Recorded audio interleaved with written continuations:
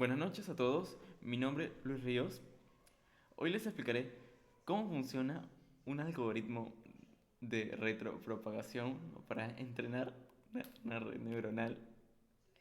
En este tipo de redes, nuestro objetivo es ajustar los pesos de la red neuronal para que las salidas obtenidas se aproximen lo más posible a las salidas deseadas, minimizando el error.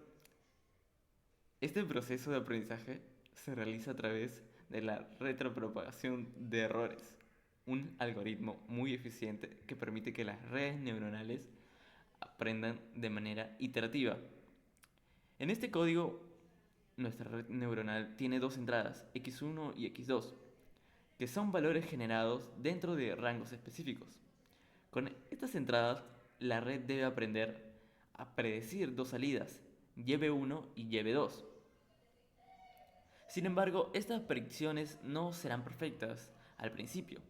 El código busca ajustar los pesos en cada capa para que las salidas se acerquen lo más posible a los valores deseados. Todo esto a través de la retropropagación del error. Bueno, mi nombre es Mateo García y ahora voy a hablar de la generación de los datos de entrada y de salida. Bueno, como primer paso, como he dicho, vamos a generar los datos de entrada y salida para poder entrenar la red. En el código vamos a tener dos vectores, como ya mencionamos, x1 y x2. X1 va a ser un rango de valores entre -4 y 4 y x2 se encuentra en un rango de -3 a 3. Bueno, estos son los valores que nuestra red neuronal va a utilizar como la entrada. Bueno, obviamente es importante destacar que los datos son generados en forma de vectores y luego se combinan en una matriz, la cual vamos a llamar X, que contiene las combinaciones de estos dos rangos. A partir ya de estas entradas generadas, el código también va a generar salidas, que van a ser en este caso YB1 y YB2, mediante una fórmula polinómica. Estas salidas son las que la red va a tener que aprender a predecir. Y junto a esto se va a añadir un pequeño ruido aleatorio para poder hacer los datos más realistas y representar mejor en un escenario del mundo real, donde los datos no suelen ser tan exactos y precisos y pueden tender a ser imperfectos y un poco ruidosos.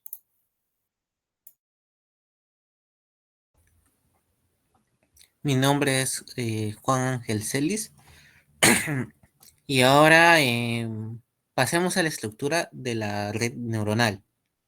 En este caso, la red tiene tres capas principales, que es la capa de entrada, la capa oculta y la capa de salida. La capa de entrada tiene dos neuronas, correspondientes a los dos valores de entrada, que serían x1 y x2. La capa oculta tiene nm neuronas, que pues es un parámetro que nosotros hemos definido como 15. Y la capa de salida tiene ns neuronas, que es en este caso es un número que son 2. Los pesos que conectan justamente estas capas son inicializados aleatoriamente utilizando una distribución normal, que cada uno se multiplica por un factor de 0,35, lo cual garantiza justamente que los pesos empiecen con valores pequeños, pero no nulos. En este caso, lo que se desee en el término de sesgo de la red, el código permite agregar una columna de unos a la entrada, lo cual representa ese término que ayuda justamente a ajustar la salida de la red de manera más flexible. Esta decisión lo toma el usuario, quien debe especificar si desea o no incluir este sesgo.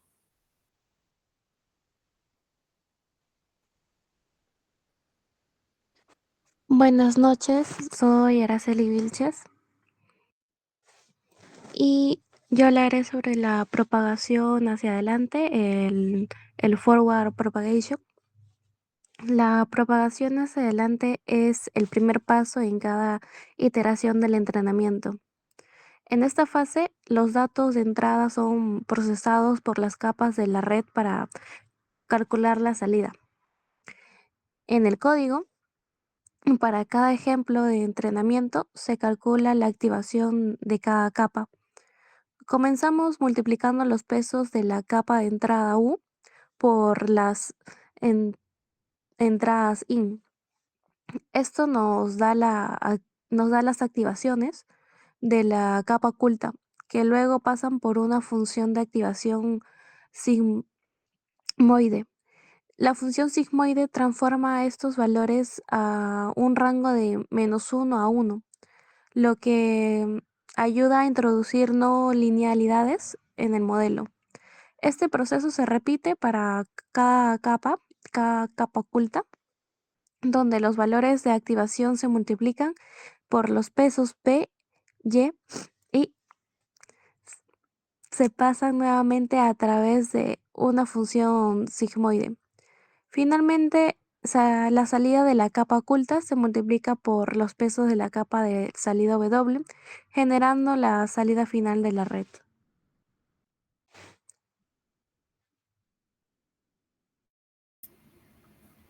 Buenas noches, soy Jorge Renato Márquez Cuaresma.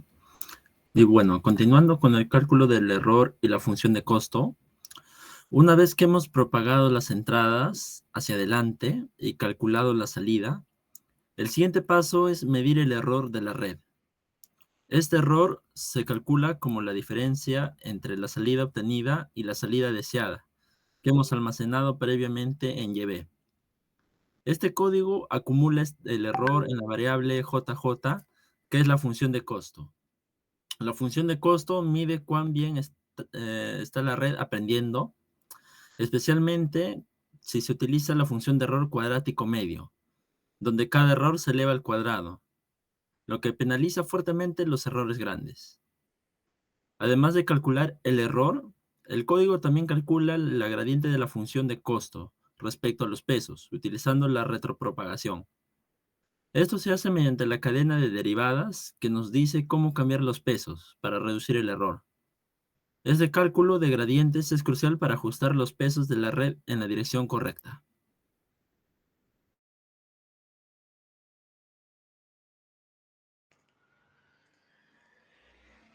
Ok, mi nombre es Miguel Requejo y pues ya resumiendo todo lo que se ha explicado, pues la retropropagación de errores se podría decir que es el corazón de entrenamiento de las redes neuronales y que consiste en calcular cómo los errores de salida afectan a los pesos en la capa de red.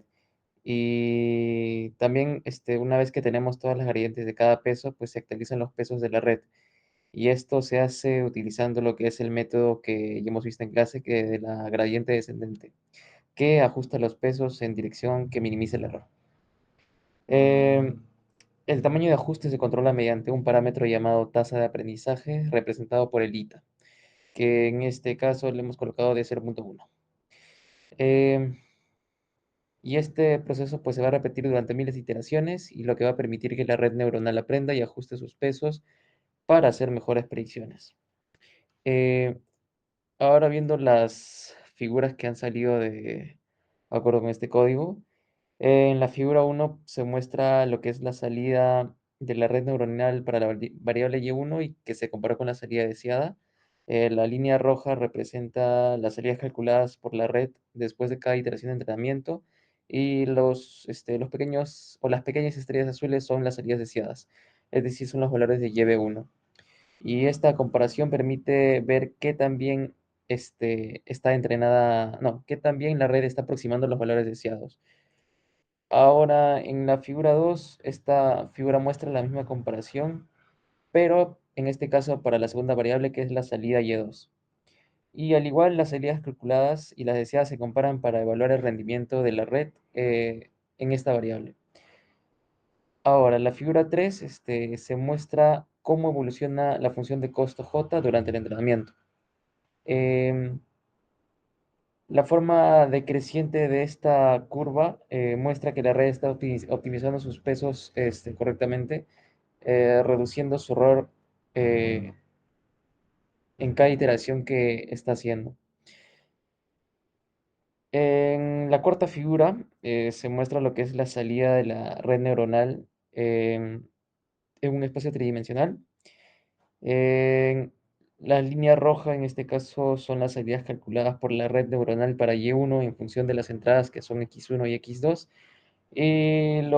La línea azul son las salidas deseadas, el valor de YB1 en función de las entradas X1 y X2.